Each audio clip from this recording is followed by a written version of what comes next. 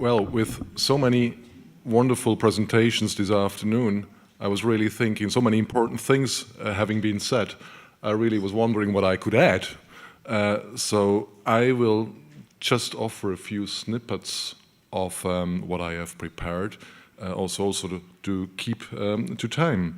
So thank you very much to the organizers and everybody who contributed to this wonderful conference with their presentations and good talks and so on. The second challenge is, how do you pack 20 years of international work and on top of it a prognosis, which for every doctor knows is very difficult. How do you pack that into 15 minutes? No chance. So again, I will just offer a few snippets out of what I have prepared. But there is a solution to it. I wrote a little booklet, a little brochure, so to say, which contains everything that I'm going to talk about and much more. So anyone who is interested may see me afterwards, and I have sufficient copies, and I'll hand that out to you. I will not so much speak about the future because, well, let's face it, we could look into a crystal ball and it would be about all the same. Nobody knows what the future is going to bring. Just look briefly at what Dignitas is, what we have been doing in these 20 years, what are some of the snippets, some of the main points that we are working on, and maybe, yeah, what's coming up, maybe. We always say, when you read in the media, they say Dignitas.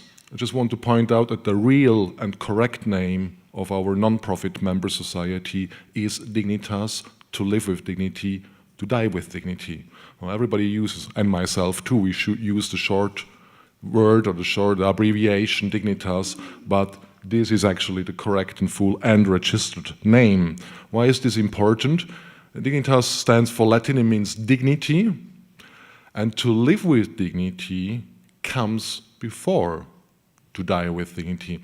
We often might be focused on a good death, on a good dying, on the last phase of life, helping these people, and we almost forget that freedom of choice and self-determination and being in control of your life and autonomy don't only play a role at the end of the life, but it plays a role much earlier, such as, for example, advanced directives, living wills, and power of attorneys. That's not only important for people who are possibly terminally ill, it's important for everyone.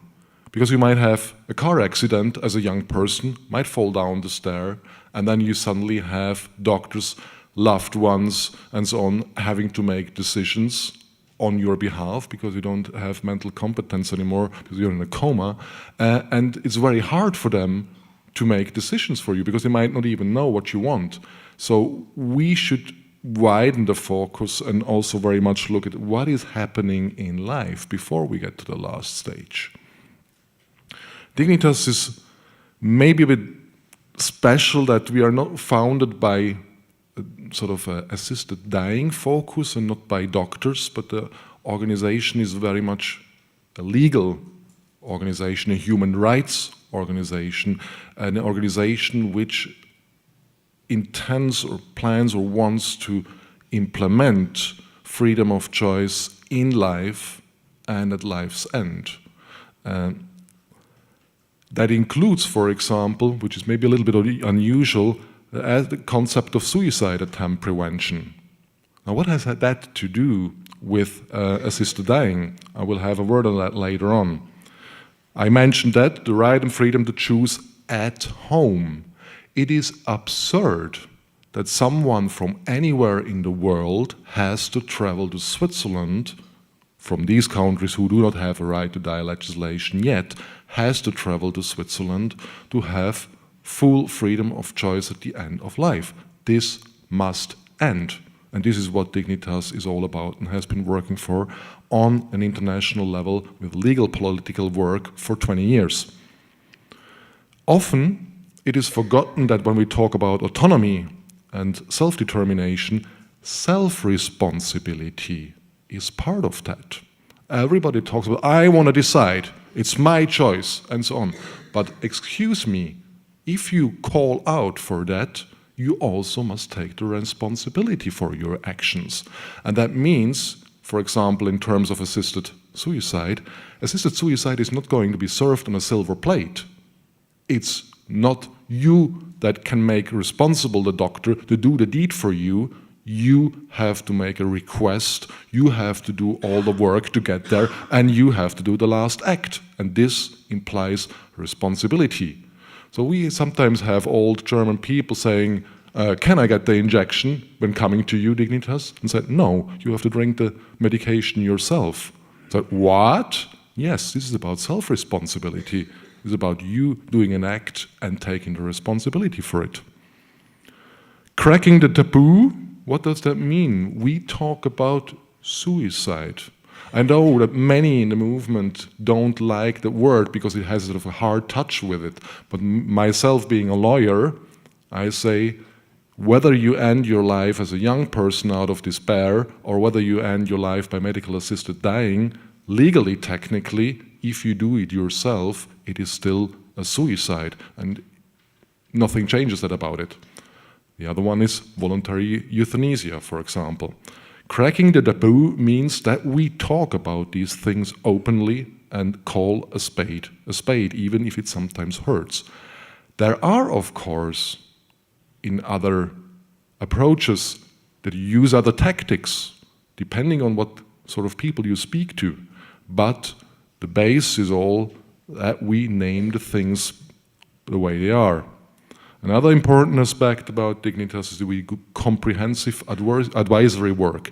We do not only speak about assisted dying, but palliative care, suicide attempt prevention, advanced health care directives, actually all end-of-life planning and planning for precautions in life itself are part of our work. What is the goal of Dignitas? To disappear.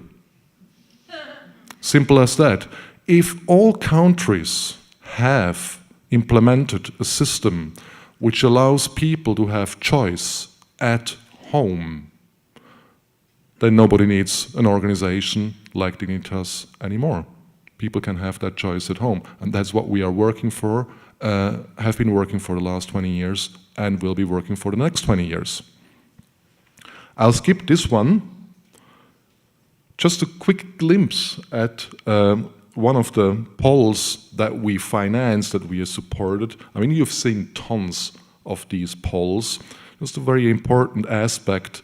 The first question of that poll was a European poll a few years ago. First question was, who should decide on your end of life? Is it you to decide? And it's very interesting to see how 87% of German people said, well, sure, I'm going to decide. And just 3 years ago, their politicians, 2/3 of the politicians in Berlin, made 150 years of freedom to suicide and assisted suicide turn upside down and prohibit it. So what do I mean to say with that? We have a conflict there that we know already that in most countries majority of people want freedom of choice at the end of life, and in life itself, of course, too. But, which has been mentioned today already, there's a lot of resistance from maybe medical boards, from psychiatric interest groups, from politicians, and so on. We must bear in mind that we don't necessarily need to persuade the public, but we need to crack the resistance of those who oppose freedom of choice.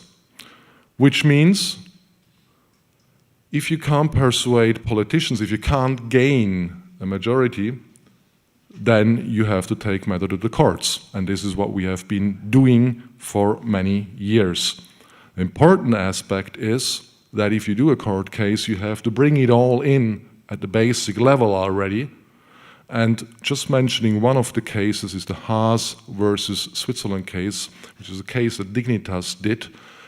In that case, for the first time in history, the European Court of Human Rights acknowledged that the competent adult has the right to decide on time and manner of his own end in life. We are not there yet, because the pure human right to die is not good enough. If you have the right to die, it just means, well, you can go in front of a train or jump off a high building. The next step, and this is the outlook on the future, the next step we have to take in court cases, and that's what we are going to work on from Dignitas side, is the right to access help to die. It's an important thinking to say, when you look at the state and the citizen relationship, many citizens feel like I'm down here and up there is the state and I have to take what these are giving me. No. The state or the politicians, they are our employees. And they are not there to tell us what we cannot do, but they have to do when majority of the public says we want freedom of choice, and they have to adapt to that. And we have to empower and strengthen our thinking that for the future we take a different, maybe a slightly widened focus and say, no, it's not me pleading for the right to die, it's those politicians up there or anyone opposing and being in power, they owe it to me. The three enemies of freedom are power, money, and dogma.